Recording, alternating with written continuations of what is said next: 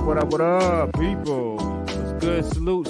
Yes, sir. Yo, what's good, everybody? Salute to the tribe. We're hip hop and comics and hip hop. We're a niche channel. And reserved for the best is super dope. I do sell comics. Check me out on Instagram at 6th_element_comic. We do live auctions, live claim sales. I rock with Tooth and Claw, hit animated television series.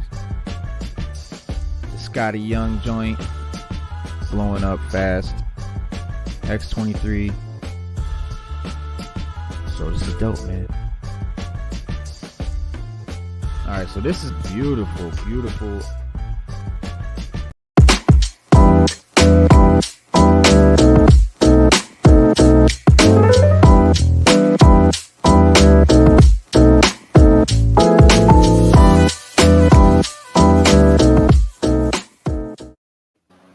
What's good, everybody? This is the Sixth Element of Hip Hop. We did the extra long intro, waiting on Truth to get his water. Yeah, man, I'm your host, Reno Noir. This is my co-host, Sada, and we are waiting on Stu Dog to rejoin us. And today is a special day. It is Biggie's birthday. Happy born day. Happy born day. Happy Earth Day. The Notorious B.I.G. was a Gemini, like yours truly. This would have been his what is it? 50 something. 50? Yeah, it's definitely 50 something. I'm not sure the exact number. This would have definitely been his 50th. I think it's his 50th. Wow. Yep. Yeah, Biggie, his 50th birthday, we I want to show you, I'll show you guys some Biggie pics. They said we are sharing Biggie's life through pictures, and I think it's dope. We got oops, there we go. And God dang, my camera's going bananas. Stu is in the house. What up, Stu? What up? All right, let me get this. That's Biggie. That's a young Biggie right there, man. Look how young he is. Yeah, this is a real young Biggie. That's Biggie when he was a young kid. When he was it doesn't say. Okay, well, he was born in 1972, May 21st. Today is his birthday. You see Redman over there, and Pac in the middle. Me and Biggie the same age. Same age. Oh, born wow. the same year, same age, same year. We were born the same year. I was born in November. Right year. Actually, Biggie would have been 50. He's 50 today. Yeah. He'd been 50 today. He's older than me by a few months. Right. And this is him and Pac and Redman at Club Amazon on July 23rd, 1993. This is Biggie. Energizes the crowd with a freestyle during his performance at the Riviera Theater in Chicago in September 1994. The same year, he dropped his debut album, Ready to Die. Yeah. Craig Mack. Craig Mack is big. Another one that's gone, man. Craig Mack is gone, too. Yeah. Wait, when did he die? Craig Mack passed away like 2 years ago. Something like 2 or 3 years ago. I know it was before COVID. What? Remember he had like cancer or something like that. It was 2018. That's right. And this is them in Philly on January 1st, 1994. Biggie Smalls would end up featuring on Craig Mack's Flavor in Your Ear remix, a single that stood out as one of Biggie's greatest guest appearances. And of course, that's Biggie and his daughter Tiana Wallace. It's Big and Puff performing at the International Amphitheater in Chicago in April 1995. Biggie Smalls was discovered by P. Diddy in 1992 as he would help the rapper get recognition from A&R and Uptown Records. That was how they got it popping. And this is Biggie at the Billboard Music Awards in '95. I remember that. I remember that. Yeah. He was already big at that time. He's And then of course, big at that. Yeah. mm-hmm, That's Faith. That's him and him Faith. and Faith. Yeah. And then this is from the Netflix documentary I Got a Story to Tell, which if you have not seen, waste no more time. After this show is over, go to Netflix, watch I Got a Story to Tell. I promise you. Miss Sada. Check that out. I got you. For real. It's very good. And this is Miss Wallace. This is from his video. This was from the Ready to Die or the Juicy video, and which she performed in or appeared in rather. And that's a scene from that video. Yeah, they were very close, him and his mom's. Oh yeah, I believe it. Yeah, they were real close. She was like his, his favorite person in the world, and she said, he was always very much in touch with her all the time, call her, every day or whatever, no matter where he was or what he was doing. He always called moms. And this is him as he mean mugs the camera in the offices of Arista Records in New York in 1995.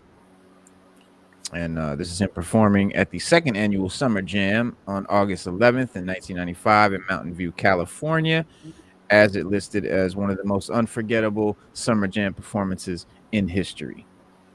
And I can imagine so too. In '95 in Cali, right in sort of in the midst, in the heat of the East Coast West Coast bullshit.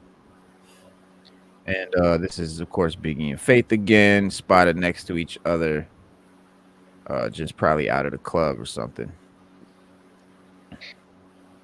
And we got Big and Puff at the 11th annual Soul Train Music Awards on March 7th, 1997.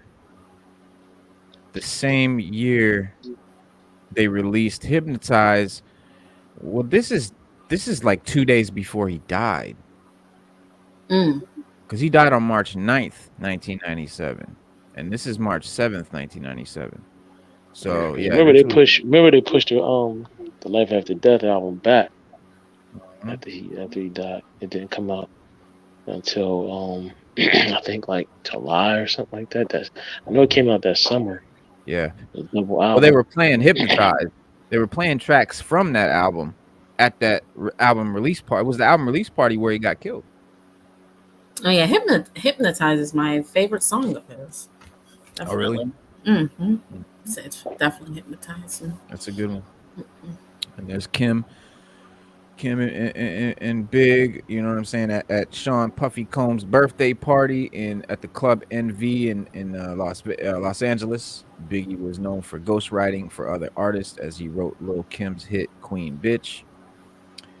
He spent a lot of time in California, in LA. A lot of rappers did. Yeah, a lot of rappers did back then. Yeah. It was the studios. They were going out there and recording in the studios out there. Because you only had a couple out here that you could record in. Like you go to Chung King, a couple other noticeable. But when they went out west, there's a lot more recording studios. And clubs. Pays for that. Clubs, ambiance, being out. The place to be. Yeah, place to be. And obviously this is the footage from the when they flooded the streets of Brooklyn after his funeral, March 18th, 1997, following his death on March 9th. And they had these Cadillac trucks, like Cadillac El Caminos, carrying all these flowers. Yeah. And there's a big old sign right there. Somebody, police, neighbors, and fans wait and watch as the funeral caravan for Biggie passes through the Brooklyn neighborhood of Clinton Hill. And the last picture is the mural painted, in honor of Biggie, at the corner of Bedford Street in Quincy in Brooklyn. Iconic bomb right there, iconic piece.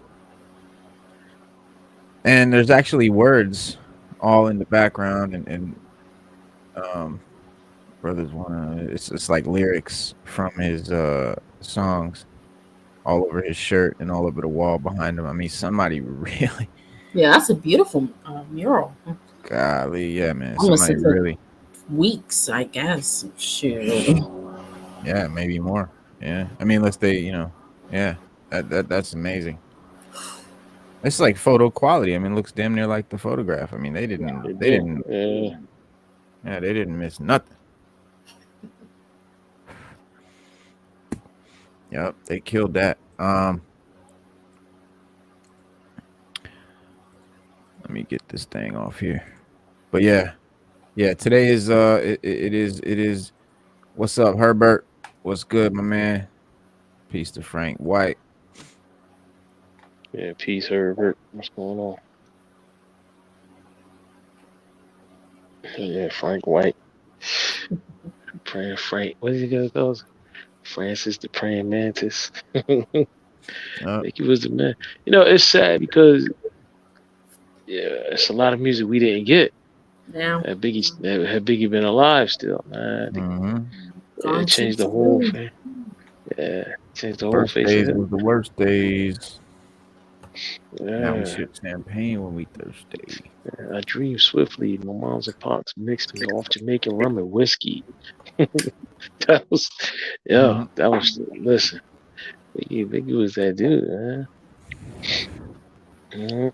Oh yeah. What was the other one? What was the other one? He's oh man, hanging with the homies don't pay the bills, but being broke and dirty give a nigga the chills. That's my shot right there. Man. Like, give me Oh the yeah. loot. Give me the loot. I'm a Oh my bad bad, man. boy. Give me the loot. Give me the loot. Yeah. Yeah, there's a lot of music we didn't get, man, from him and Tupac Yeah, too because they much. passed away, man. Way too much. It's sad. It's sad that rap is like that. It's the only genre of music where where you might die, and not of Mhm. old age or natural causes, like somebody really just coming for you. Sad that country music don't have that problem. R&B, no other music. Polka, no other genre of music. You know what Yeah, I and mean? Just polka. rap, man. And Yeah, just polka rap, is man. yeah, man. Just hip hop. I mean, Yeah. but this is what they're doing in New York City. New York City is celebrating Biggie's birthday with the Metro card with the picture on it. Ain't Oh, that that's some shit? dope, man. Ain't that dope? I might have to go up there and get me a Metro card, bro. Mhm. Hell yeah. Laminate that shit. But yeah, that's special Metro cards featuring Biggie on the back. Available at 4 subway stations in Brooklyn. And what new to the strap hangers can purchase Metro cards emblazoned with the hip hop legend's face at 4 stations in Brooklyn on Saturday. And the artist, also known by the stage name Notorious Big, was born Christopher Wallace on May 21st, 1972, in Bedford-Stuyvesant, Brooklyn. After releasing 2 Grammy-nominated studio records, Wallace was shot and killed at 24 in Los Angeles. His murder is still unsolved. Special edition Metro cards aren't the only way the city is celebrating Biggie's birthday, though. The Empire State Building will also light up in red and white, featuring a spinning crown on its mast to honor Biggie's legacy.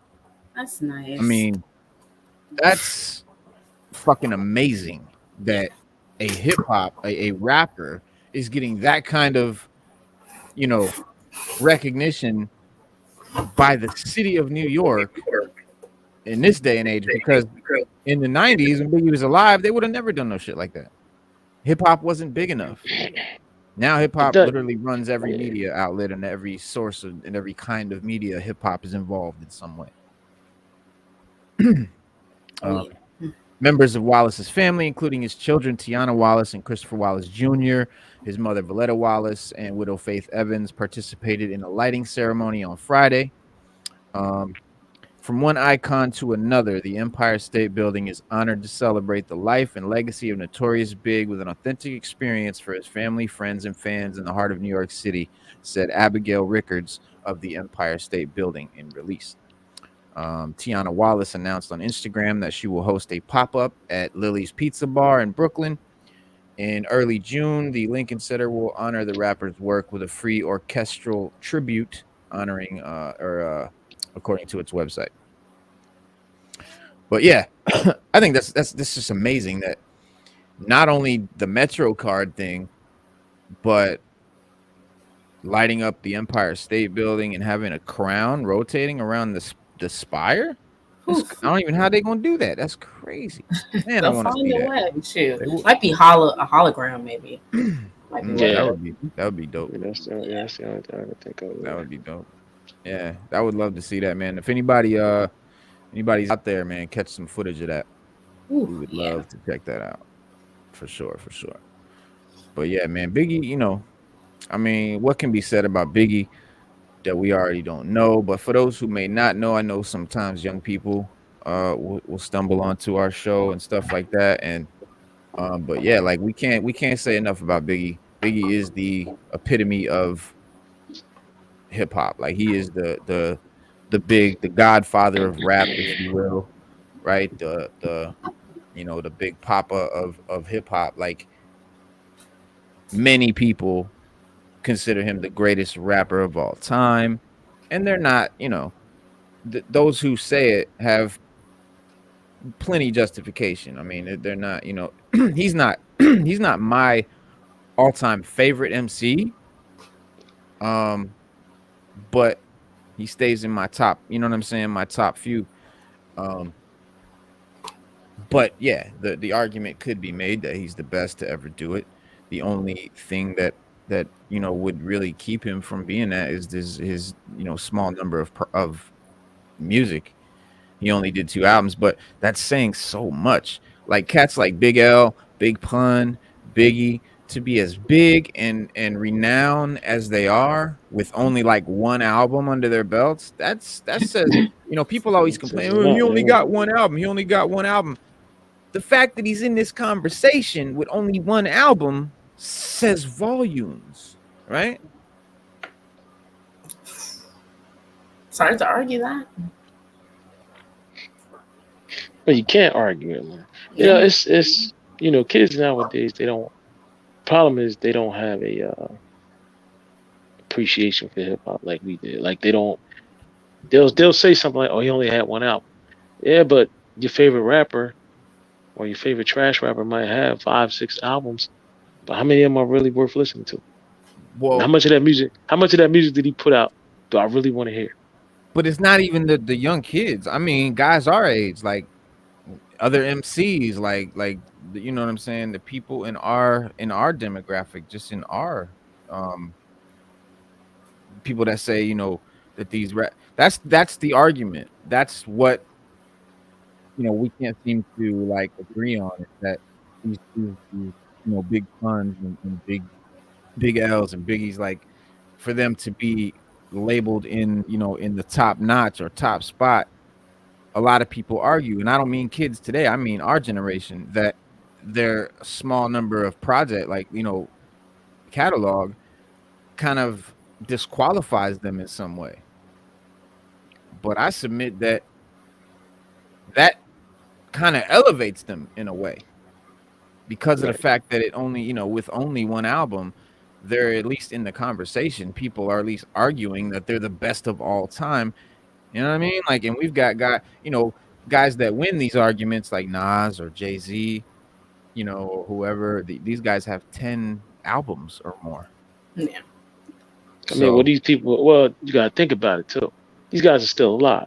Yeah. Biggie's not alive. He can't have 10 albums. His evolution, you know? So right, I guess I can understand like why that would come into conversation, but it's like still, even with what he put out, it was just so remarkable, you know? It's hard to disprove that, or I don't want to say ignore, but disprove. Yeah, absolutely. Because if you can be in that conversation with, and yeah, Stu, you're exactly right. The only reason they're not as prolific as the others is because they were shot, or in Pun's case, you know, he died of natural cause as well, being overweight. But still, It's only the fact that they died. That's the only reason. It's not like they only put out one album. You know, maybe they got lucky with that one album and they just fell back. It's not that. They were putting out music. And in Big's case, he not only did a second album, but it was a double album. So you could kind of count that as 3 albums. It's definitely 3 albums worth of music. That's true. Yeah. And he put that out before he died. And he was, what, 21 or something? I mean, that's... Man, he was young. It's crazy to think about how young those guys were. Like, he was 24 when he died. And Tupac was like 23 or 24, 25, I think, 25. But that's it blows my mind to think about that. I'm 42. Stu, you 49.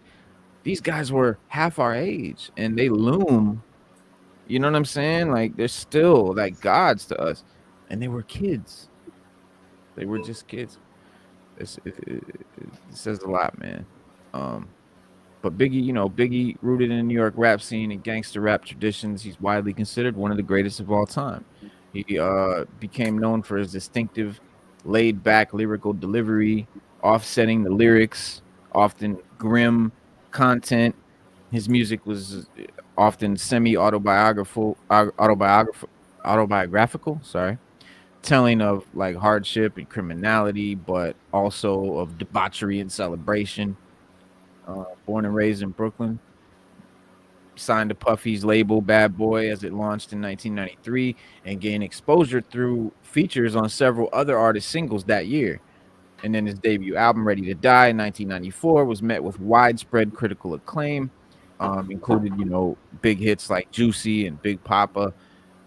It made him the central figure in the East Coast hip hop, you know, war for the top spot. You know, you had Nas, you had Raekwon. You know what I'm saying? Jay-Z wasn't even a fucking blip at this time. It was Nas, Biggie, Raekwon. They kind of all had a sort of beef, but it really wasn't a beef. It was more of just competition. And because if you remember on Raekwon's album, the Purple Tape, the Cuban Links album, there was a skit. They were doing a sketch, and Ghost started talking about biting off the album cover, and he was like, "They biting off your album cover," and you hear one word, and here they come with the word, trying to flip it and bounce it on some bullshit, not sounding right first of all, and shit. And they were talking about Biggie. They were talking about Biggie's album cover with his baby picture, how Nas had his, you know, young kid picture, and then Biggie says the word cream like 15 times, right, in his album. And they had invented that word cream, or at least popularized it. And so they were talking about that. They invented it. They invented it because we wasn't. Yeah. You gotta realize, man, they got like Raekwon, Ghost. They got like their own lingo. Like when you hear all the when you hear the whole move talk, them two right there. When I say popularized it, I mean because it was a word that they were using in their neighborhood, like their contemporaries, their fellows, their peers. They were saying cream before the song Cream, but when they you know did the album, that's when the rest of us heard that term. But yeah, they were always all about that slang. But those two jokers got their own lingo though, man. I don't care what nobody said. Ghost and Ray. Even I watched the interview they were doing on Drink Champs, and Nori said that. Nori was like, "Yo," because Ghost said something, and Nori was like, "What?" And he was like, "Yo, you know," he was like, "Listen, man," he said, "Y'all got to slow it down because y'all got your own lingo." and it's true, they do. Them two, straight up. Ghost to say something, you be like, "Huh?" Like, yo, but it's just the way he talked. Yep, straight up. That's truly those way. That's very true. Was representation of lyricism, storytelling, and personality that very few have been able to capture ever since his departure. 100%. I don't care how many albums the artist got. I just want good music. Me and Biggie, the same age. My born day is October 31st. Big told me Ray was stealing my slang. Ray told me Big would do the same thing, but I borrowed from both them. Yeah, that was a dope line, and that's a dope track. I love that song. I love that song because Nas breaks down the whole shit. Yeah, the whole beef. Yeah, Tells it perfectly. And because Biggie was a part of like 2 major beefs because of that beef, and that sort of was gonna escalate. But according to Nas and them, like, well, first of all, even Ghost and Ray was like, we was just talking shit. Like we love Biggie. Like we wasn't really like mad at Biggie or none of that. Like it wasn't no real beef like that. Like we were cool. And we were just talking shit during that skit, and it just we ended up running with it. And then shit got heck, and apparently Biggie fired back at them subliminally all through his music. According to Nas, who you think Kicking the Door was for? So Big was definitely shooting back, but he kept it subliminal, which was wise. He was very wise to keep it subliminal because that let the music be interpreted any way, so it wasn't specifically about any one person, because that makes the song just about that person. But if he keeps it subliminal and vague, then his song can resonate with more people. But yeah, during 1996, while recording his second album, he became ensnarled in the escalating East Coast West Coast hip hop feud following Tupac's death in a drive-by shooting in Las Vegas, September 1996. Speculations of involvement in Shakur's murder by criminal elements orbiting the Bad Boys circle circulated as a result of Biggie's feud with Pac. On March 9th, 1997, 6 months after Shakur's death, Biggie was murdered, also in a drive-by shooting while visiting Los Angeles. And the assailant remains unidentified. Wallace's second album, Life After Death, the double album, was released 2 weeks later, and it reached number 1 on the Billboard 200, eventually achieved a diamond certification in the U.S., meaning it sold, I think, 10 million or some shit? 5 million? Yeah. With 2 more posthumous albums released, Wallace has certified sales of over 28 million copies in the United States, including 21 million in albums. Rolling Stone called him the greatest rapper that ever lived, and Billboard named him the greatest rapper of all time. The Source magazine named him the greatest rapper of all time in its 150th issue. In 2006, MTV ranked him at number 3 on their list of the greatest MCs of all time, calling him possibly the most skillful ever on the mic. And in 2020, he was inducted into the Rock and Roll Hall of Fame, which is I always find that, I find it big. I find it honoring that the Rock and Roll Hall of Fame inducts rappers.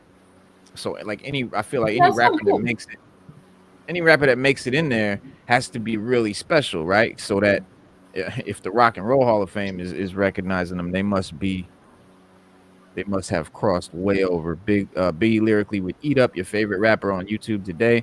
I mean, come on. Like, it wouldn't even be a thing. That would just be sad. It'd be like beating up a baby. What did everyone think about the Notorious movie? The Notorious film, I thought it was cool. I liked the casting. I thought the casting was well done. I think the pacing was kind of, but otherwise, I thought it was good for like an biography, not auto, but a biography of like a rapper. I thought it was good. Because the Tupac one, not so much. Yeah. Yeah, I agree. It was definitely bigger than better than the Pac one. Yeah. Yeah, and it was good. The dude they cast for Biggie, you're not gonna get Biggie. You're not gonna get an exactly Biggie. So I think they did good enough. The cat they cast did a good enough job. Yeah. What do you think, Stu? How'd you like it? I thought it was good. I'm not gonna lie. I mean, it didn't shine. It didn't do any, like, you know how some people watch it, I didn't know. It didn't shine anything like new light on anything for me because I lived through that. But it definitely was enjoyable to watch, man. Just reminiscing, about those times and all that while I was watching it, man. It left an impression on me. Like, it was good. I'd take my hat off to him for that. Yeah, for sure. I mean, no, they didn't. I do like when a biopic shows me some shit I didn't know. You know what I mean? Like shows me something new or some information that we didn't know about that person.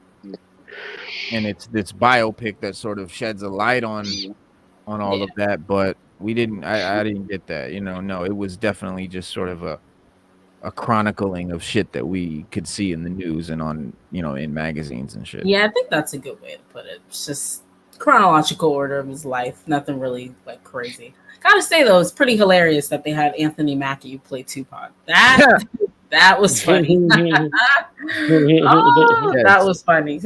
I was like, wait, what? Yeah.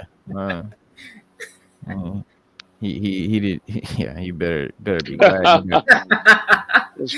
Speaking of Anthony Mackie, there's now a boycott of Marvel going on because oh no, because they took him out of the role of Falcon, so everybody's well, no, they're a little late to the party if they're boycotting about that. No, they're boycotting because they replaced his image with the who's the white lady that's Captain America was in Peggy.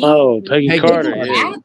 They replaced it on like Disney Plus, on like everything, on like Twitter or something. I don't know, like some post. It was on. I think it was on Twitter.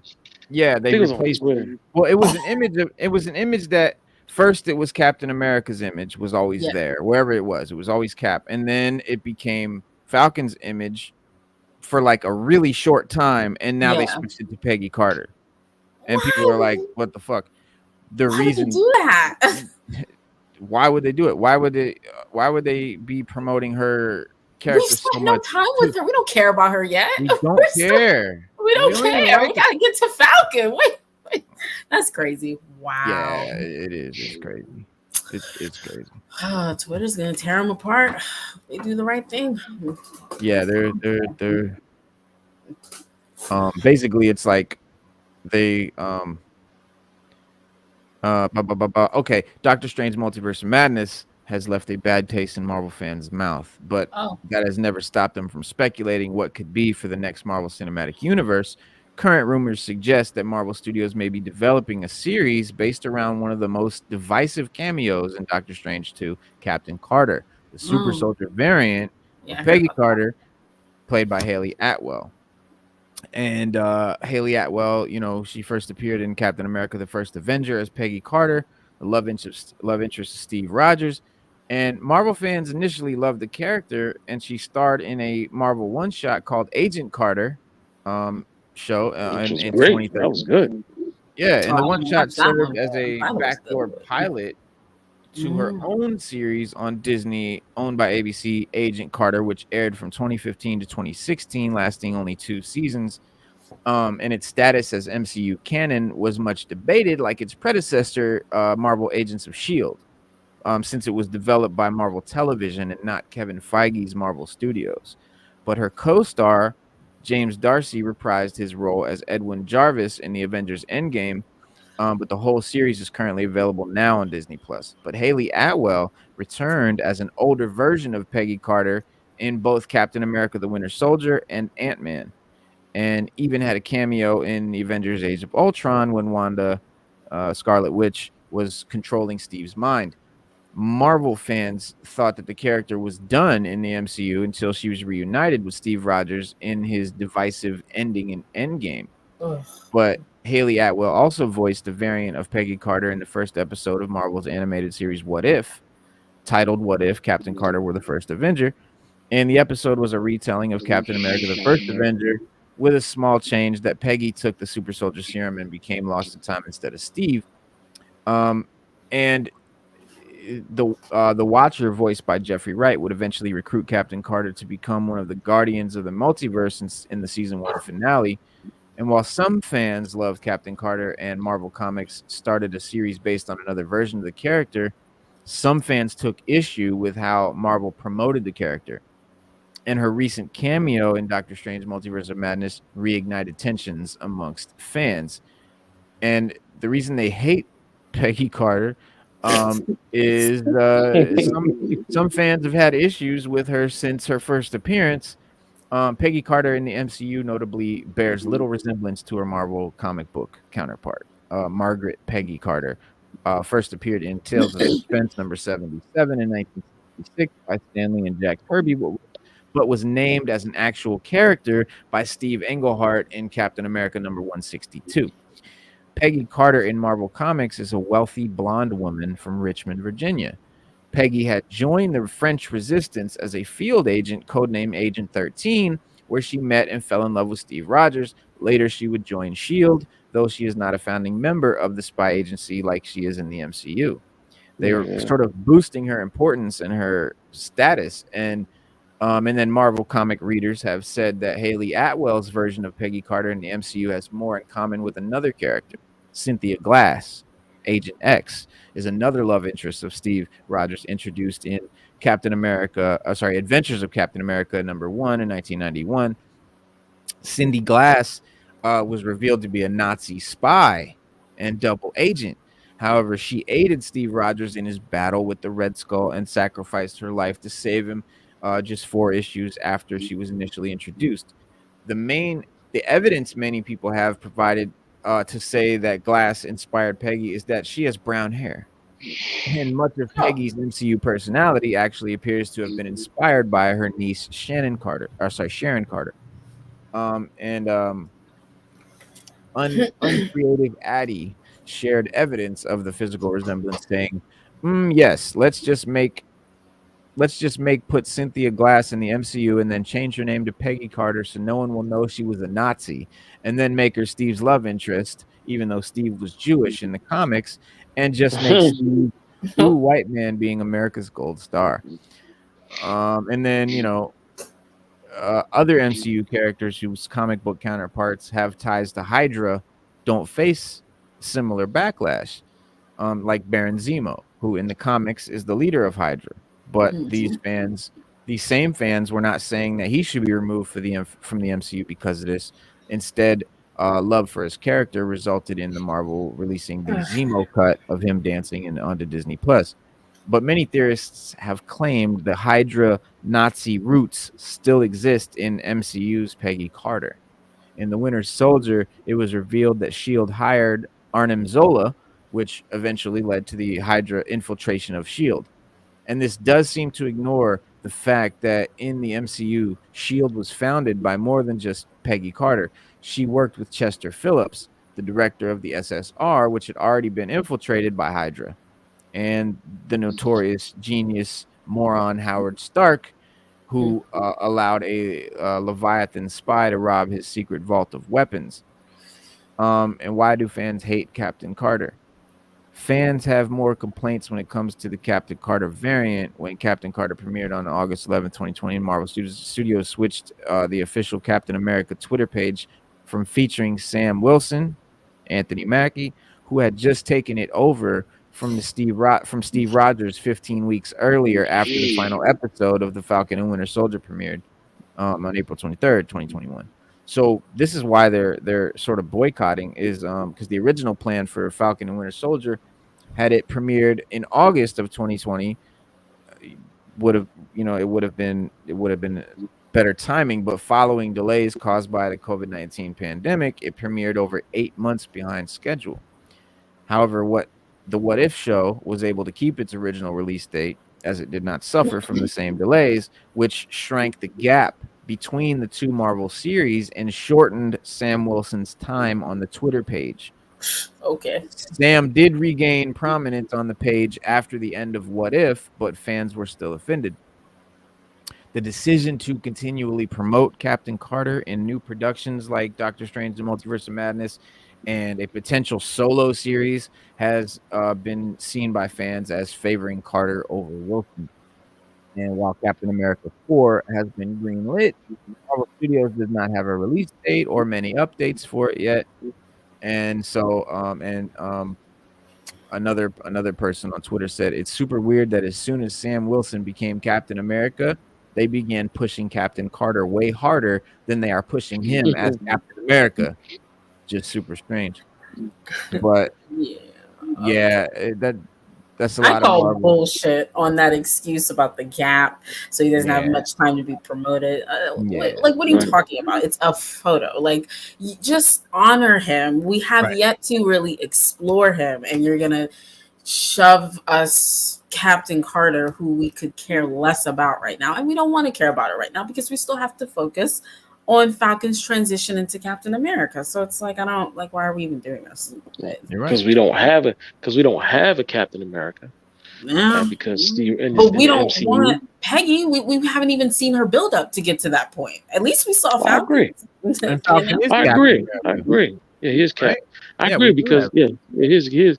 Well, I mean, that I'm saying in a way like that's why Anthony Mackie is Captain America because the Captain America died.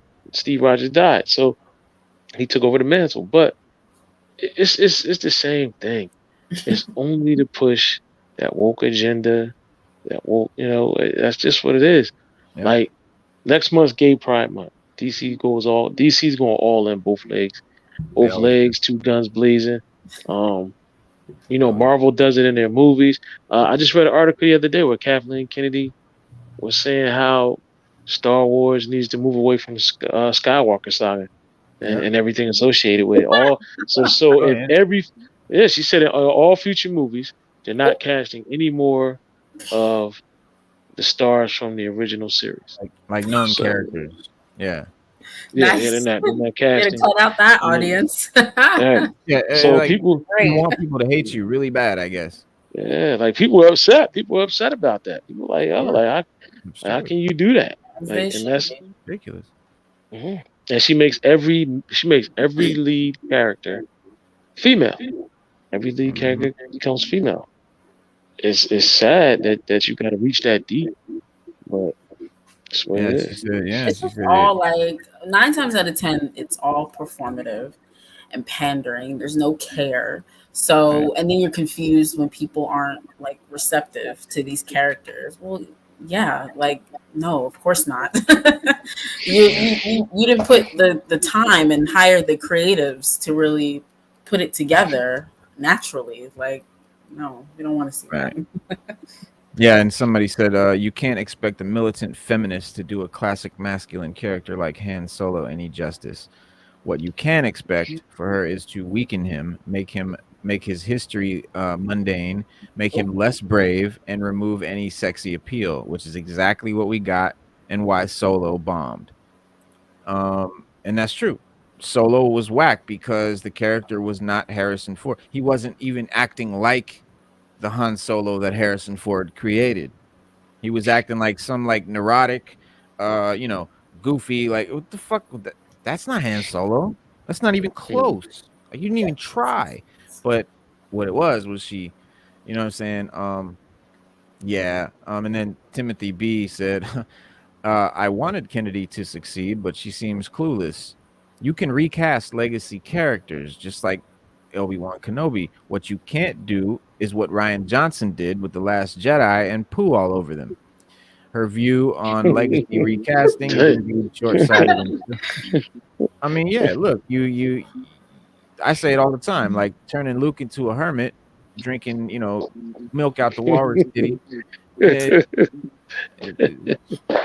No, I'm laughing because you really that really hit a bad spot with you, huh? Oh no. I have no stock in this because I don't watch Star Wars like that. So this is good. Well, that hit Reno hard. That hit Reno like a ton of bricks. Hard. They did. Yeah, Reno don't like that. Reno don't like that. He didn't like saying Luke like that. But you're right. Luke is supposed to be this super badass Jedi, running around the galaxy. I mean, Vader's already a badass character. When you read, like I've been reading the Vader comics. Like, all right, like we got the Obi-Wan show coming up. Vader actually trained the Inquisitors. Like he was giving them work, but he was real cruel to them in the context. Like Vader number 6, I read. He was real cruel to them. He was really, really cruel to them because he hated them. He had hate for them. Like he had a natural hate for them. And so like when he was training them, Palpatine asked him, he was like, yo, train them. So when he was training them, he would cut off their arms and their hands and things like that. And they all of them have prosthetics because of Darth Vader. And Darth Vader did it because he hated him. And he told him, because the Grand Inquisitor was like, yo, you just cut off such and such. Like, you just cut off what's the female, the ninth sister? You just cut off her hand. Damn, like what's going on? So Vader was like, yeah, but guess what? Jedi. The Inquisitors were Jedi. Yeah, he was like, but guess what? She won't make that mistake again. I'm like, yo, or he'd say something real cruel, like she's not permanently damaged. You know what I mean? Or he was just like he was just real cruel to them. Yeah. And that made them even more crueler when it came to hunting down Jedi and things of that nature. But Vader is another character that we didn't get to see that they could do a Disney series of, just like the comic. Like, you could do it. I mean, that would be dope. But Kathleen Kennedy said we got to move away from Vader. We got to move away from Skywalker and Solo. Because she's worried that, like how the movie Solo bombed, and it's not that we don't want legacy characters being recast.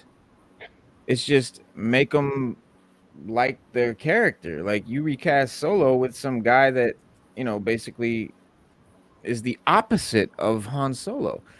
Did he even study like footage or anything or research before he got in front of the camera? Like, gotta put in the work. I didn't get too. Yeah, I didn't understand that either, Sada. Like, you cast the guy, but okay, but as the actor yourself, don't you want to somehow act like the character you're portraying? Because you're not creating this character. It's already a main character. It's a main character. Right? Yeah. That's like when they did Ray. Jamie Foxx said he hung out with Ray Charles, and he said, I observed him. I watched how he talked and walked. And when you see that movie, he moved and talked just like Ray Charles. Like he said I was with him for like maybe 2-3 weeks, and I was just he said I was just imitating him the whole time until I got it down pat. I was like, wow. That's what you gotta do sometimes, especially dealing with a biopic. Can't play games with that. Yeah, well, yeah. For this film, can't play games with that either because Harrison Ford, And Han Solo, it's kind of like a biopic because he's such an iconic character. It's kind of like a real guy to some people. So, but on to some DC stuff. The Boys is set to premiere its 3rd season on Amazon Prime. And the series recently revealed the trailer for the series film Dawn of the Seven, the Burke cut. And the trailer is a clear parody of Zack Snyder's Justice League. And it's pretty hilarious. You would think the parody would bother Snyder, but it didn't. The director acknowledged it on Twitter. Good for him. Yeah, his response was very fitting. He said, congratulations to Director Burke. Excited to see your vision realized. Snyder went through the ringer getting his version of Justice League made. There was plenty of fan petitions over the course of 5 years until the director finally got the call to see his vision realized. So we, when he saw the trailer, he tweeted, congratulations. I wonder if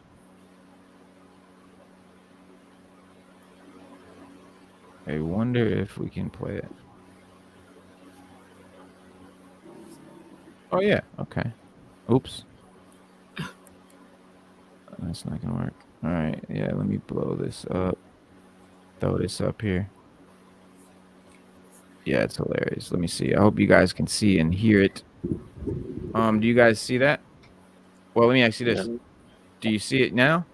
No? Okay. Hang on. Still don't see it. I know. All right. There we go. All right. Now you see it. Now, Matt, what do you see now? Did it blow up? So it's big now? It's too big. It's too big? No, it's good. It's good. All right, let's play it. You're here to serve. Can you hear it? Yeah, we can hear it.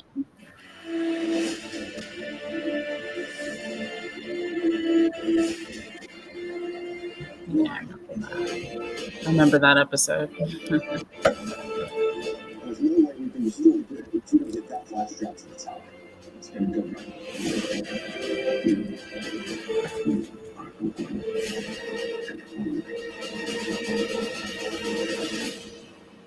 True justice.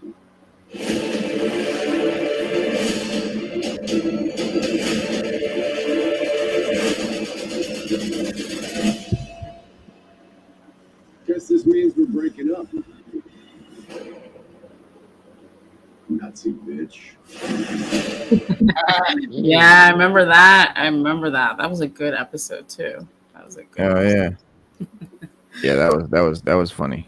And yeah, it's clearly a parody of the Snyder cut, right? But it's the Burke cut. And but when the Boys season 3 premieres on Amazon Prime, they'll introduce us to a new character named Soldier Boy, and Soldier Boy is this universe's Captain America type character, and he will be played by Supernatural alum Jensen Ackles. Recently, the series creator Eric Kripke opened up about the actor being added to the cast and how the character is an integral part of the story that they're telling in season 3. He said season 3 delves a lot more into the history of how we got here through this character of Soldier Boy. We were able to dig into both the history of the country and also really look at toxic masculinity and masculine roles and what a shitty show, SHT show, I guess it's shitty show that's overall caused this whole fucking independent Marlboro Man thing. So I guess it's he's anti-man. Kripke also opened up about the circumstances of Ackles' casting in the series, which reunited them after their time together on the CW Supernatural, revealing that they had previously been looking at actors much older than he was.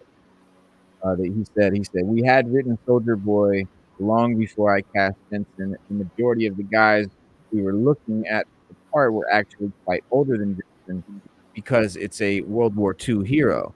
But it's so funny how these things sometimes happen. Jensen called me, and I'm not on the show anymore, but we keep in touch and text every so often. But he happened to call me, and we were just chatting, and I'm like, well, I'm prepping season 3 of the show, and I have this character Soldier Boy, and it was a real pain in the ass to cast, and I haven't really found anyone. Hey, wait a minute, do you want to do it? I sent him the script, and he's like, oh my God, I totally want to do this. Less than a week later, he was cast. He just happened to call that day. Is one of the biggest reasons he got the part. So it's the first who you know.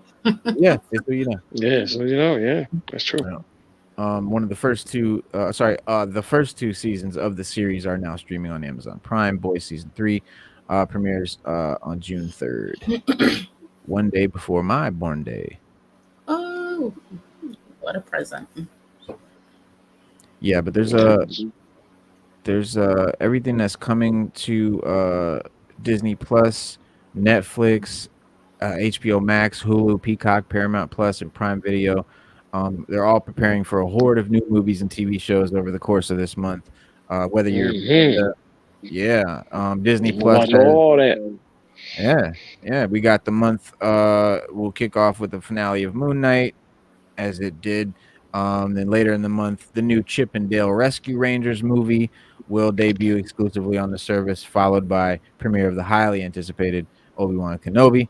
May 27th might be the single best day for streaming we've seen in quite a long time, because the first 2 episodes of Obi-Wan debut on Disney Plus, while the first half of Stranger Things season 4 are released on Netflix.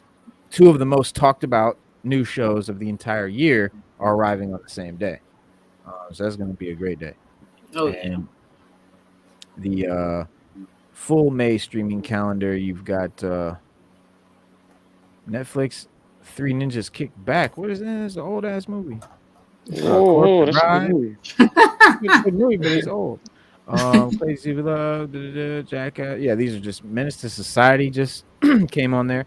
That's my Once shot. Upon a Time in America. Yeah, That's a good movie too. Yeah, U.S. Marshals was good. That's good. And then HBO Max, Is that the one with Robert Downey Jr.? Yeah. It's U.S. Marshals, right? Yes. Yeah, that's the one. Yeah, that's the one with Robert Downey. Yeah. Mm-hmm. That's good. and Wesley Snipes. Yeah. Yeah, Wesley Snipes is the guy he's chasing. And HBO Max put out Yellowface, an Asian whitewashing and racism in Hollywood. 47 Ronin. That's a dope Great movie. movie. Yeah.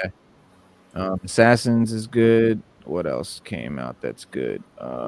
That's good too. The Color Purple dropped. Conan the Barbarian. Conan, man, I Domino. don't know, man. Conan starts out good. I don't know. You get in the middle of the movie, and then it's like it switches to like a whole different story, and I don't know. Every time I watch it, I get kind of conflicted. the original. The original Conan the Barbarian. Yeah. Right. Every time I watch it, there's Conan the Barbarian, and then there's Conan the Destroyer. Yeah, Destroyer was the second one. Yeah. Destroyer was the one with Wilt Chamberlain. Grace. That's the one with Grace Jones and Wilt Chamberlain. Yeah. Yeah, Grace Jones was in the first one too. Was she? I believe. I thought she was only in. Nah, she was only in the second one. She wasn't in the first one. You sure? I thought the first I don't remember. James Earl Jones was in the first one. Yeah. I don't remember her being in the first one. I always thought she was in the second one. Let me see. Let's see. Cast. We got Arnold, James Earl Jones, Sandal Bergman, Ben Vincent, Valerie Kinsey, Cassandra, Jerry Lopez, Mako. Mako was the wizard dude. But yeah, you might be right. Grace Jones might have.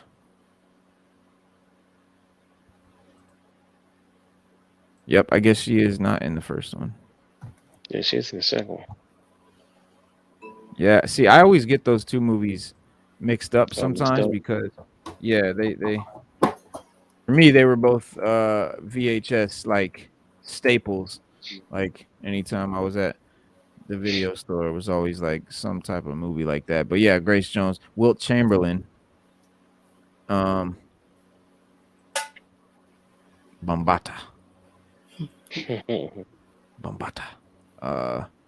Yeah. And Olivia Adabo or Dabo. Diabo. Yeah. Yeah. That was a good movie. Destroyer was good. It wasn't bad. Wasn't bad. The first one was good too. Like I said, you get kind of halfway through it. I'm like, huh? Like, what's going on about Brian? Yeah, it was. But it's it's a classic. You can't front on Conan. Yeah, it's not at all. Not at all. But speaking of the boys stars say shooting Herogasm traumatized the show's crew. And I think, okay, the boys cast explained why filming the infamous Herogasm adaptation was so challenging. The actors were asked, what are they most excited for fans to see in the upcoming third season? And the Deep actor, Chase Crawford, said, I'm scared for them to see some of the stuff. I haven't seen a lot of the stuff. I know. I haven't seen a lot of the stuff that I'm excited to see how it turns out. I mean, we did do Herogasm. And Herogasm is from the comics. It's like a scene or like a thing from the comics that, what's his name said that just the Herogasm, I think itself is something that a lot of people are excited to see. Soldier Boy actor Jensen Ackles said, I know I was just kind of very curious as to how that was going to work. And even the director was like, I don't know what I'm shooting anymore. Our crew looked traumatized. And yeah, he issued a final warning saying you can't unsee it. That toothpaste will not go back in the tube. Oh no. Yeah, that's rough, bro. Yeah, that is rough. Originally published by DC's Wildstorm imprint, Garth Ennis and Derek Robertson, the boys debuted over October 2006 before being abruptly canceled just 3 months later, largely due to the anti-superhero sentiment and overtly graphic nature of the title. In February 2007, The Boys was picked up by Dynamite Entertainment and resumed publication the next month. The 2009's Herogasm by Garth Ennis, John McCrae, and Kenneth Burns was a 6-issue limited series set between issues 30 and 31 of the main series. So it was like a little cutout, little spin-off. But Herogasm followed the exploits of the Vought, I guess they call it, sponsored superheroes during an annual retreat. And while the public was led to believe the superheroes were coming together to face off against some vague global threat, it was actually a thinly veiled excuse to hold a massive orgy. The Amazon Studios adaptation of The Boys, starring Anthony Starr, Carl Urban, Aaron Moriarty, and Jack Quaid, premiered in 2019. The series features the titular team of the anti-superhero vigilantes in their efforts to disrupt the world's foremost corporate costume crusaders, most of whom are either overtly cruel, like evil Superman analog Homelander, and it has also led to the animated spin-off The Boys Presents Diabolical, while a college-themed The Boys series is in the works also. But yeah, you guys, Herogasm was, yeah, it was. So I guess it's like a big orgy scene with the characters.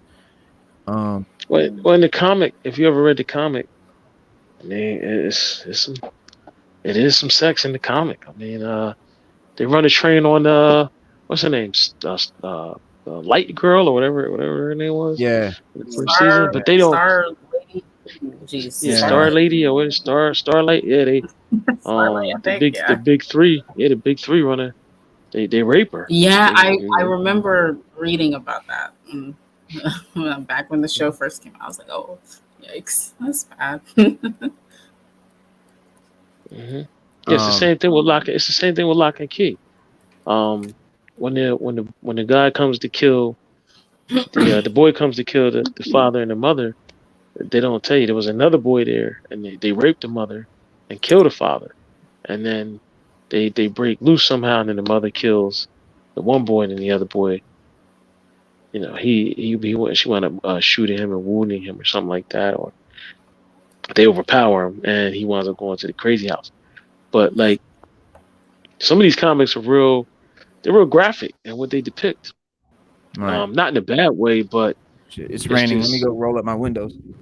Mm-hmm. Yeah, but it's just that when they when they bring it to the big screen, you ask yourself, you're like, damn, are they gonna show that? Like, how are they gonna even how are they gonna do that? So seems like Amazon's giving them a lot of free reign. So at least with what we've seen so far. So what we've seen so far is actually pretty good. I can't even lie and say it isn't. Ooh, the show is really good. So I hope season 3 just keeps it up. But this arrived in the mail today. What is that? Actually, not too long ago. Black Canary. What? That is dope. That is dope. Speaking of Black Canary, what do you think about the Arkham Knights TV show? Oh, the Gotham Knights? Oh, that's gonna be a Gotham. I'm thinking the video game Arkham Knights mess. But what about the? Yeah. Why so? Why so? Gotham Knights. Why? Oh, well, it's based on to me, it seems like it's based on the video game. Gotham Knights is based off of the Gotham Knights video game. So. Yeah, but I mean, from the description that I read, it looks like it's going to be a hot mess, and then the poster is dry as shit. So I think that's not going to be. It's just I don't think it's going to be good at all, and I don't see it lasting more than a season. So. What's that? Gotham Knights, the show on the new show on the CW that's coming out soon. I just once I read the description. So you're not interested at all in seeing the Bat Family at all? It's not really the Bat Family though. Like they literally brought in a whole new kid. They didn't even use Damian. They brought in some guy Turner Hayes. Like who is that? And he's Bruce's adopted son in this show. They have what's her name? Carrie Kelly, I think that's her name. Yeah. I don't know how she exists, but Dick doesn't exist. Jason doesn't exist. Tim doesn't exist. That's very odd. I don't know. They just, and then like, there was something else too. I have to look at the article again. But none of it sounds interesting to me. So I'm like, that's just me though, I don't know. Yeah, that's fair. That's a fair assessment. Right, because he doesn't he. From what I read, they said Batman's adopted son teams up with some of Batman's enemies' children. Yeah, he's like framed for Bruce's murder or whatever. I guess that's how right. Yeah. Well, he was framed. Right, he's supposed to be framed for Bruce's murder. Yeah. And then I guess it's going to be about him clearing his name, and you know what I mean. I don't. I'm like you. I don't know how to feel about it. At this point, it seems like they're reaching. Yeah. That's what it feels like to me. Right. If you want to reach that hard, just give us a Nightwing series. I mean, we'll take a Nightwing series. People like Nightwing. Yeah, Nightwing is on Young Justice, and he he's pretty great in that show. Yeah. He they said that he's I don't know, something about his secrets claim breaks his entire Young Justice story. Despite his claims that he dislikes keeping secrets from his friends and teammates, Young Justice Nightwing has a long history of hiding things. Yeah. Look who trained him. Yeah, I mean, what do you expect? It's Batman, right? It's secrets and lies are part and in the most recent episode of Young Justice, he's literally keeping something a secret from McGann because they're gonna go find Connor in the Phantom Zone and not tell her because they don't want to get her hopes up. So like it's par for the course for him. Like right. Yep. Yeah. And the central story of Young Justice Season 4 found Nightwing leading the effort to find Superboy, who was presumed to have sacrificed himself to stop the detonation of a viral weapon on Mars just before his wedding to Miss Martian. The magician Zatanna later determined that Superboy had been sent to the Phantom Zone, leading his oldest friends to search for a magic school bus that once had made the journey into the otherworldly prison while being possessed by Clarion the Witch Boy. Once the bus was located, Tigress asked why they weren't bringing Miss Martian with them on the mission to save Superboy from the Phantom Zone, and Nightwing said, "I hate keeping secrets, but we can't get her hopes up. If we're wrong or this doesn't work, I think it would kill her." And as noble as Nightwing's intentions might have been in this instance, his statement that he hates keeping secrets from his friends is highly questionable.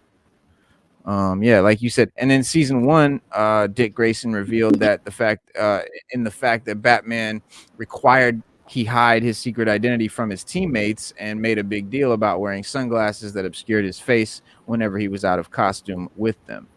And he also because they do that. Now because they do that when you watch Young Justice. Robin wears sunglasses when he's out of costume. Right. He always does it. But Batman, because it's like this: if you can figure out who Robin is, you can definitely figure out who Batman is. Yeah. And that's the main reason why. But Batman is very anal about protecting his identity. And I'm not even gonna say anal. He's very how can I put it? He's very upfront about it. Spider-Man is anal about it because Spider-Man will go through any length. He'll jump through any Spider-Man, he will destroy his relationships if it means nobody knows Spider-Man. Right. Spider-Man will do the most insane things you have to do to keep his identity. But for different reasons, I think. Because I think Batman hides his identity because he's Bruce Wayne, he's this billionaire, and people will attack his company, his money, whatever. Whereas Spider-Man hides his identity he's got a lot of enemies. Yeah, he's got a lot of enemies. Yeah, protect his people. Yeah, because they can't get his Spider-Man. Yeah, they can't get it. Yeah. They'll come at his girlfriend or his aunt or whoever, and so that's why he's so serious about it because he's literally protecting people's lives. But Batman's always been like that. Like it was a comic I read when he first met Supergirl. He had a cow that was lined. It had a thin layer of lead. And she tried to use her X-ray vision to see who he was, and she couldn't see. And she would always be like, "He still don't trust me, huh?" And Superman would be like, "He's just like that. You just gotta give him time." but he made sure she didn't know who he was for a long time. It was a very. I don't even think he's ever told her. I know Superman knows who he is. If Flash, depending on what you read, if you're reading Justice League, they know. But if you're reading any other independent, they don't know. They don't know who Batman is. So it all depends on what comic you read. Yep. Yeah, and Batman. What'd you say?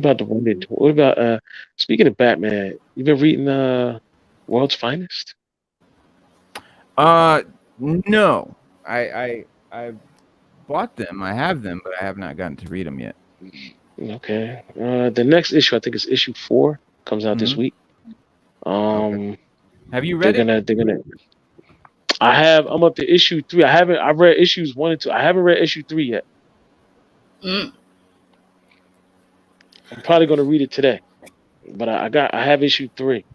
And I think in issue 4 they're gonna introduce a new villain in issue 4 who's gonna be a good mix between Batman and Superman. They showed the costume on Reddit, I think it was. I read it on. But it's an all new villain. Never seen before. His first appearance will be World's Finest, number 4. Yeah. If you go to Wade's, man, pick me up one of those, please. Will do. I always go, yeah. Definitely get you one. Definitely get you one. And the Wonder Twins got canceled in this big war. Right. Or not even war of I can't even say war, it's just this big montage of cancellations coming from WB and Discovery merging. Yeah. I think that one was a good decision. I think that one was Thank you. I mean, it came out of nowhere. Like, who was even asking for this? Like, I feel like if it had stayed as it was, it would have been a dumpster fire. That's just how I feel. I don't know. I mean, it would have been super slapsticky and just absurd, funny. But much like Peacemaker was, and Peacemaker was wildly successful. But I don't think I think that's what they were shooting for, like a Peacemaker type. Yeah, with a little bit, because it was supposed to be a comedy, right? Yeah. Oh yeah, yeah, for sure. And yeah, it would have been like a super slapsticky comedy.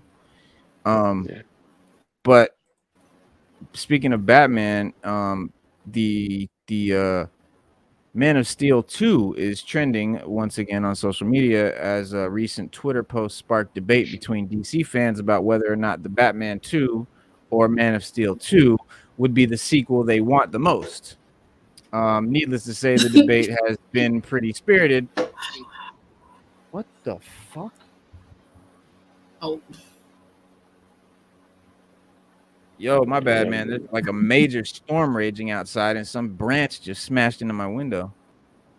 Oh my god! Didn't break it though. That's good. It is good. Yeah, well, I'm going through a heat wave right now. Oh wow! Yeah, same. Got the fan on. It was hot as hell today, but this rain is definitely gonna cool it down. It'll be nice and cool tomorrow. That's how it rains at night, and it's nice and cool the next day. Right. But anyway, so the Batman or Man of Steel 2. Or so the Batman 2 or Man of Steel 2. How is this even a debate? One is actually coming out. The other one we're never going to see. So no, we'll never get another Man of Steel movie. I wish we did. Like ever. I don't know. Superman's in limbo right now, and they don't. Well, I mean, I don't understand how you get in limbo after you make a movie that's successful. I don't understand. Yeah, like that's so crazy. Yeah. Like I don't. It's been almost 10 years. Well, Warner Brothers wants to do it. Warner Brothers Discovery wants a team up between The Rock's Black Adam and Henry Cavill's Superman. According to the sources, CEO David Zaslav. God damn it, excuse me. Sees Black Adam 2 as a potential billion-dollar blockbuster. That is, if Henry Cavill's Superman is in it. On March 29th, 2021, we scooped that The Rock envisions Black Adam fighting Zack Snyder's Justice League. To The Rock, that team symbolizes the DC universe, After all, Black Adam battling Henry Cavill, Ben Affleck's Batman, and Gal Gadot's Wonder Woman is on an epic scale. The Rock has teased Superman for years. For Black Adam, it is the ultimate boxing match. Furthermore, The Rock and Henry Cavill are friends. In fact, they do share the same agent, Danny Garcia, which is The Rock's ex-wife, by the way. But insiders reveal that The Rock plans to have Henry Cavill and Black Adam 2 in Black Adam 2. He'd rather save the Justice League for the third. And Zaslav shares his enthusiasm. Is Ben Affleck the Batman for Black Adam 3? That is the huge question mark. But Warner Brothers wants Henry Cavill Superman to face The Rock's Black Adam. Jason Momoa's Aquaman and Godot are more likely for the trilogy's finale. Regardless, The Rock focuses on Henry Cavill. Zaslav interviews The Rock versus Henry Cavill as bigger than Captain America Civil War, or he views it. And that 2016 smash tossed Captain America against Iron Man. Audiences paid $1.153 billion to see Chris Evans duke it out with Robert Downey Jr. But The Rock and Henry Cavill, that could be on another level. Back in November of 2021, a source claimed that Henry Cavill signed on for Black Adam 2. Nonetheless, we haven't gotten confirmation yet. Undoubtedly, the interest is there from both parties. And three, actually, if you count Zaslav. And it's all about money. It's all about money. Warner Brothers Discovery's expectations are sky high. In fact, the studio has more faith in Black Adam than The Flash, and rightly so, because we see what has been happening with The Flash. I think Black Adam is going to be crazy big. And then Henry Cavill Superman facing The Rock's Black Adam defines Zaslav's shock and awe. Granted, Batman v Superman Dawn of Justice didn't meet expectations.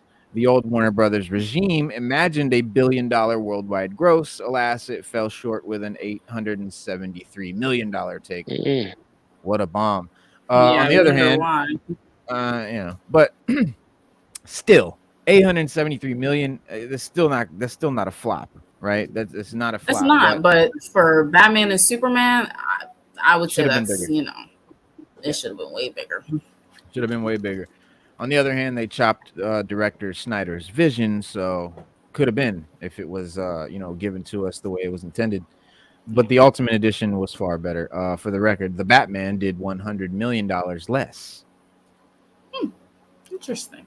I think Black Adam versus Superman could be so awesome to see, but I feel like they're doing the same pattern again. You want to give us this team up or versus movie, and can we just get a sequel for Man of Steel? That's all we want. Just right. One sequel. That's all. End the movie with Black Adam, being hinted at, being his next foe, and then do that movie. That would be awesome. But they want to do everything but just give us a sequel. It's crazy. Right. I agree. And this is why it would be so amazing, because this would be amazing to see. Yeah, I mean, in the comics, they're matched against each other because Black Adam is kind of like kryptonite to Superman. He's magic, and which is Superman's other weakness. Yeah, as of late, but in the beginning, late, in the 80s and the early 90s, they didn't do that. They was Superman was just whooping ass and taking names. Everybody. I mean, it's plenty of characters that can give Superman work. I hate when Hollywood always says, "Oh, well, Superman." Black Adam would be a good fight for Superman. Metallo would be a good fight for Superman. Him too. Yep. You could do Bizarro. Yeah, I don't know why they don't just look for a show like Smallville. You have characters who, give Superman the business. I don't. Why can't you just look to that for a little blueprint or something? I don't know. Yeah. Well, now, but back in the 80s, back before they made Superman fallible, he was impervious to anything but kryptonite. And who's got some kryptonite? Nobody. But then they added magic as another weakness for him. Which Like I said, that's perfect for Black Adam. And Black Adam being The Rock, which is why it would be more likely than like a Metallo or another character that isn't out yet, because The Rock is doing Black Adam. So it's, Black Adam is going to be the big character. So if it's going to be anybody, it's going to be Black Adam. In addition, Zaslav is aware a new Superman won't have Henry Cavill's impact, especially against The Rock. So in other words, audience would rather see The Rock versus Henry Cavill. Yeah. Or The Rock versus who are you again? Obviously Henry and obviously Henry Cavill would easily win. The anti-Snyder mob would again falsely blame the victory on robots. The Snyderverse doesn't need machines, just smart executives to make decisions. But The Rock versus Henry Cavill is a no-brainer, and Zaslav is already counting the cash. Yeah. But yeah, the two characters would be an awesome, thing to see them fight. But the two actors being such big names, like I think that adds to it. Yeah. And it would because I saw a recent video of The Rock in the suit, like from behind. He looks awesome. He looks like just like Black Adam, like at least from the back. I mean the front too, but like the back, I don't know. It was like crazy. I was like, whoa. Let me ask you this: does he have hair? Like on his head? I don't. Yeah, no, because all the stuff I've seen with him, he's bald and Black. Yeah, Adam I don't think he has hair. They should have let him. Yeah, Black Adam has hair. Yeah, Black Adam. Yeah, Black Adam has hair. I don't think The Rock has hair. No, Rock is playing like. Yeah, but they could give The Rock one of these. Like, look, this is like a low fade, like a low cut. They should do that, man. I hope they do. But knowing The Rock, he's going to do whatever he wants to do. And they'll be like, sure. Yeah, I mean, he ain't Chris Rock. You ain't going to slap him. Oh, no. But yeah, Mr. Freeze flips the logic of his suit to absolutely dominate Batman. In the fourth one-shot announced featuring one of Gotham City's most notorious criminals, Batman One Bad Day, Mr. Freeze, will feature Mr. Freeze without his iconic containment suit. And this is part of a slew of announcements coming from a variety of fan favorite creators who will each be tackling one of the biggest Batman's greatest villains in an 8 planned one-shots with the hashtag Batman One Bad Day. So Dr. Victor Freeze was first introduced by Bob Kane and Batman number 121 with the story The Ice Crimes of Mr. Zero. Originally more of a joke gimmick villain as Mr. Zero, Mr. Freeze received a completely revamped and tragic backstory in Batman the Animated Series episode Heart of Ice, written by Paul Dini, which transitioned into the comic books as well as thanks to a powerful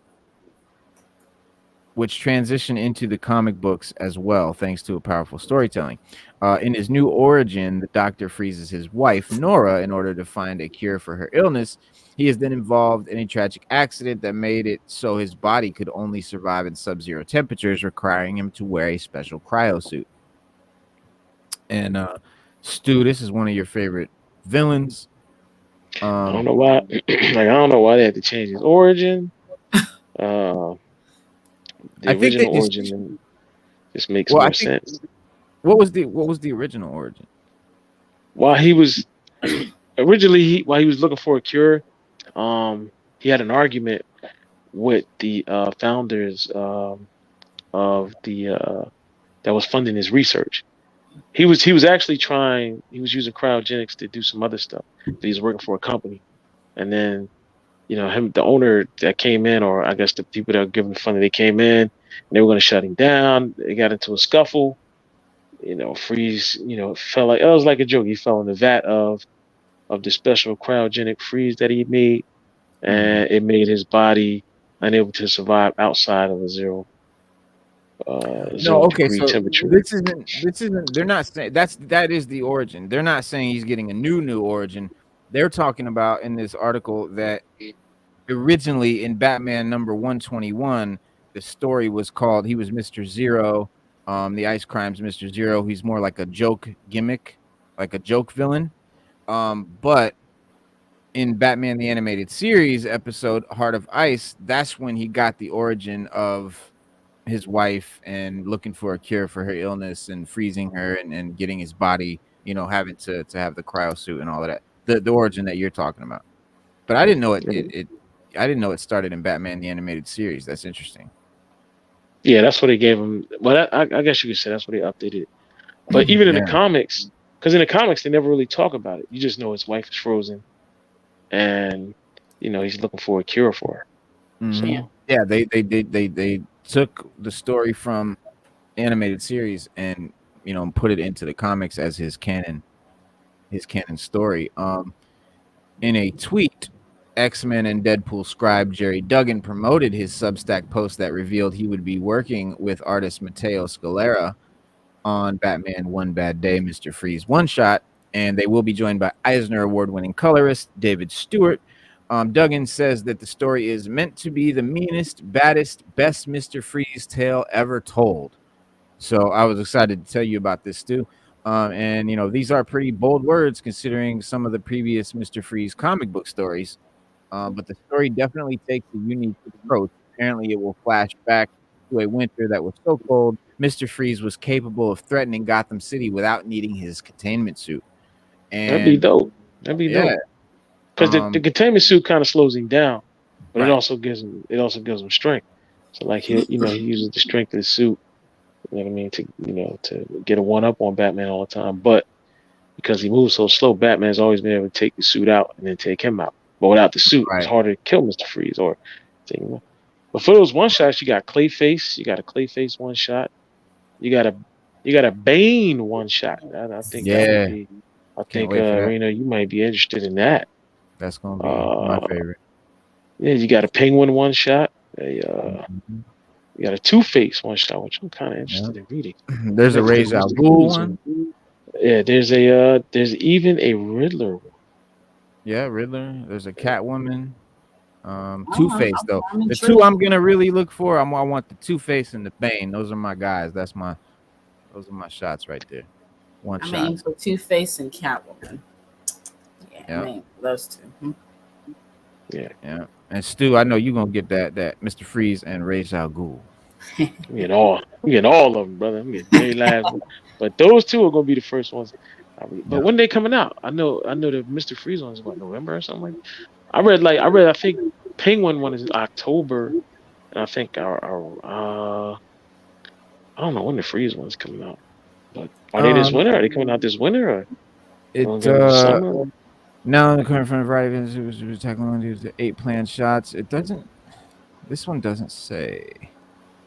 Let me see if they say it later down. Okay, Mr. Freeze one shot can be enjoyed by readers at the start of the holidays this November 2022, and then I think the rest will follow. While little is known about these Batman One Bad Day one shots beyond the surface level information, of which villains will be features, creative teams, and Twitter posts worth of story summaries, all the one shots imply that they share Joker's One Bad Day belief established in Batman the Killing Joke.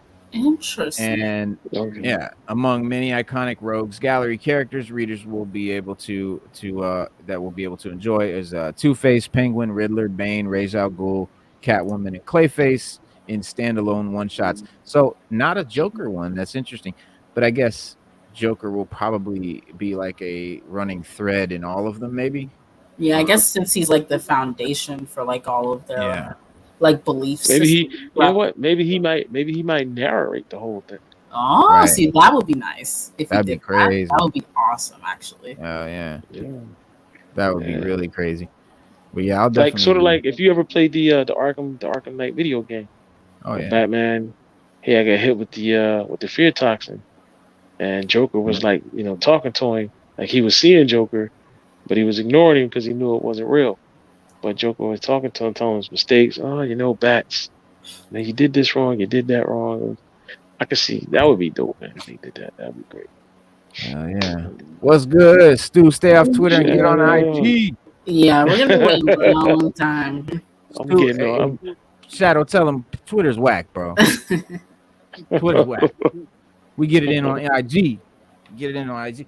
But Shadow, man, you always come in when we ending the show, bro. Stu, I know you got to go fight crime, bro, and we got to call it a night. It is 8:10 p.m. We've been on for an hour and a half. Shadow the Panda will be, I believe, you coming on this Monday. We're gonna talk about Shang-Chi. I'm gonna chop. Panda chop. Shang-Chi. Yeah. Is that Shadow? Is that this Monday or the one after this Monday? I forget. First Monday of June. Okay. That'll be next Monday. Yeah, that'll be actually. Oh, that's like 2 Mondays away. That's 2 June. Mondays. Yeah, because next Monday, day after tomorrow is the 23rd, and then the one after that is the 30th, and the one after that is the 6th. So, I guess we gotta wait 3 Mondays before we see Shadow. 3 Mondays. Yeah, 3 Mondays. Because the next Monday is a holiday. That'd be Memorial Day. Right, Memorial Day. Right. Yeah. Well, yeah, but yeah, guys, that was our Biggie Born Day DC show for you guys, and we will definitely be back Monday with some great stuff, and Wednesday we're gonna really go in, because then Friday we got 2 major events that we're gonna start talking about every week. I'm wondering though, because they're putting Obi-Wan on Friday, is it going to stay on Fridays, or is it going to move back to Wednesday after that Friday? I think it's going to move back to Wednesday after that Friday. That might be good. I hope so. That's a good question, Rena. I think it might. I really hope back to Wednesdays. Yeah, I hope so. They're not gonna mess with like that schedule. Yeah, and that would be good for us, because that means we get to see 2 episodes Friday. Then we don't gotta wait that long. Well, no, we know, because remember when we watched Mandalorian, that always came out on a Friday. You sure? So maybe I thought Mandalorian was always Fridays. Boba Fett, yeah. Everything was always Wednesday. Boba Fett was Wednesdays. Yeah. When we first started watching Mandalorian, remember that joint was Friday, because I used to watch them every Saturday. I couldn't watch them Fridays. I couldn't watch them on Friday night. Oh, so I would watch them. I would watch them on Saturdays. I would either watch them that morning or that afternoon. Right. Because I remember this. Mandalorian. Boba Fett was the only one that came out on Wednesday. Mandalorian was always Friday. Oh, I stand corrected. Maybe they'll keep it on Friday. Yeah, maybe that's because remember it's like you but said. Remember it's like you said. It's like you said with the Pacific time. Because I couldn't catch Mandalorian Friday at midnight. You was like it coming out 3:00 in the morning. Yeah. At midnight Pacific time. So when I would get home in the morning, from work, I would watch Mandalorian. If I had the strength. Right. I had the strength. If I didn't have the strength, I'd watch it when I got up. Well, they originally were going to be airing. No, hold on. Yeah, no, Mandalorians is on Wednesdays. Yep. Yeah, everything. Was it always on Wednesday? I knew that because it was always. I know that because our Wednesday show is the day we talk about these shows, because they come out that day. Remember, we watch them and we try to get them in, and then we. Why not? Was it because did Mandalorian first debut on a Friday or something like that? I don't think so. I always remember. I distinctly remember Mandalorian. I could never watch it when it came out, because it came out. It didn't come out when it was like it was supposed to drop at midnight, but they never dropped it at midnight. Right. So I don't remember. That's what it was. No, that's what it is. Oh, that's it was what it is. At night. Yeah. At Tuesday, it wouldn't drop it.